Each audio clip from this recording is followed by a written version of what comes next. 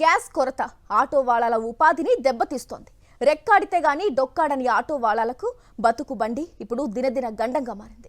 Auto నడిస్తే గాని కుటుంబ పోషణ జరగదు. అందుకే హైదరాబాద్లో ఏ గ్యాస్ ఫిల్లింగ్ స్టేషన్ చూసినా వారులు తీరిన ఆటో వాలాలే కనిపిస్తున్నారు. గ్యాస్ స్టేషన్ల వద్ద కిలోమీటర్ల మేర వాహనాలతో క్యూ లైన్లు దర్శనమిస్తున్నాయి.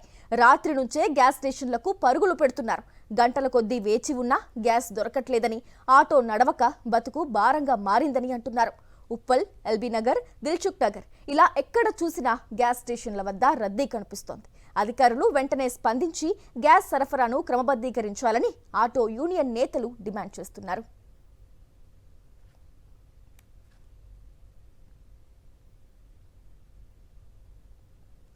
ఇటు అల్వాల్ పరిధిలోని military dairy farm Kanajiguda petrol pump వద్ద ఆటోలు బారులు తీరాయి. గ్యాస్ కోసం ఆటోలను 3 కిలోమీటర్ల మేర క్యూ లైన్లో వేచి ఉంచారు ఆటో డ్రైవర్లు.